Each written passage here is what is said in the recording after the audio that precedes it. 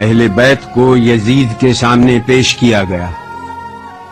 یہی وہ مقام ہے جہاں جناب زینب نے خطبہ ارشاد فرمایا تھا۔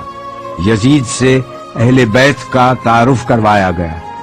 اس نے پوچھا، یہ کنیزوں کے حلقے میں کون مغرور عورت بیٹھی ہے؟ جواب ملا، یہ علی کی بڑی بیٹی رسول کی نواسی زینب کبریٰ ہے۔ دربار والوں نے اٹھ کر دیکھنا شروع کیا تو کنیزوں میں سے ایک کنیز نے کہا کہ تم لوگوں کو شرم نہیں آتی؟ اپنی گردنیں نیچی کرو۔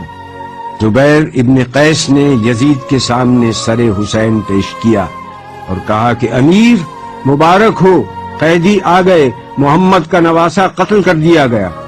اس کے بعد شہداء کے سر پیش کیے گئے۔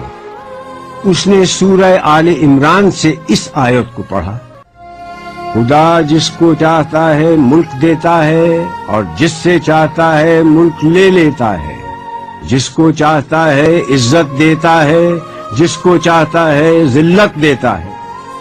جناب زینب نے یزید کو مخاطب کر کے کہا کہ آیات کو اپنے مطلب کے لیے استعمال مت کر، اس وقت تیرا اس آیت کو پڑھنے کا کیا محل ہے؟ اس کے بعد آپ نے اپنا تاریخ ساز اور عہد آفرین خطبہ ارشاد فرمایا۔ شروع کرتی ہوں اللہ کے نام سے جو رحمان و رحیم ہے۔ ساری تعریف عالمین کے رب کے لیے ہے۔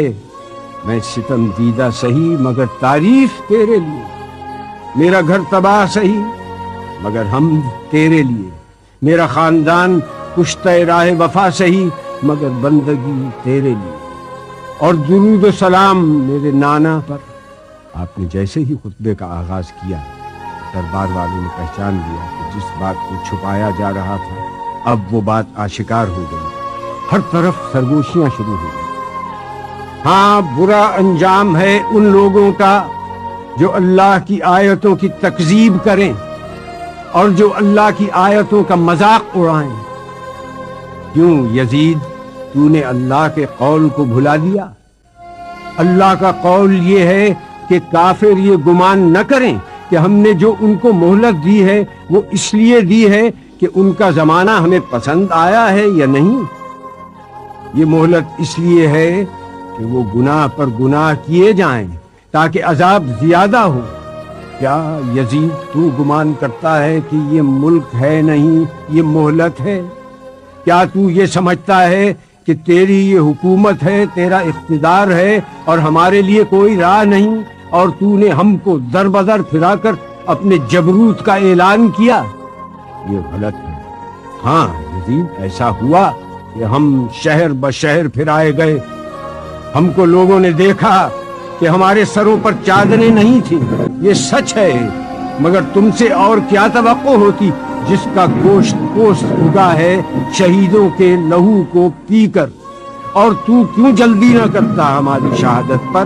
کیونکہ تیری نگاہ بغض، نگاہ عداوت ہمارے گھرانے پر لگی ہوئی۔ کس کا لشکر کمزور ہے یہ تو جان لے گا۔ میں دیکھ رہی ہوں کہ تو میرے خطبے کو روکنا چاہتا ہے، تو کسی اور کام میں مصروف ہے۔ ہاں، اب جتنی تجھ میں ہمت ہے ستم اور کر لے۔ یزید، تو ہم کو ڈراتا ہے؟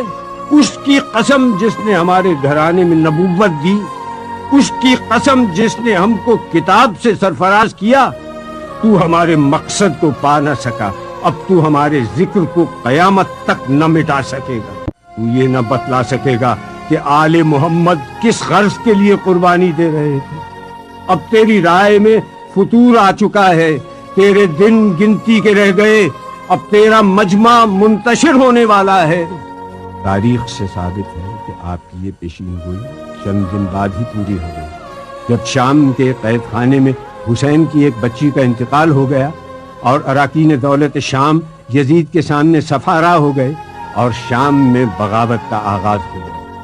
میں دعا کرتی ہوں اللہ سے کہ جس نے ہم کو سعادت و شہادت عطا کی، اسی طرح سے ہم کو وراثت ارضی نصیب ہو، اسی طرح سے ہم کو خلافت ارضی بھی ملے، اور اسی طرح سے ہم اس کی بندگی میں کامیاب رہیں۔ جناب زینب کا خطبہ اس آیت پر ختم ہوا جس کی ابتدا میں تلاوت کی گئی، جس کا ترجمہ ہے کہ اللہ ہی ہمارے لیے کافی ہے، وہی ہمارا سہارا ہے۔ سلام ہو خدا کی راہ میں جہاں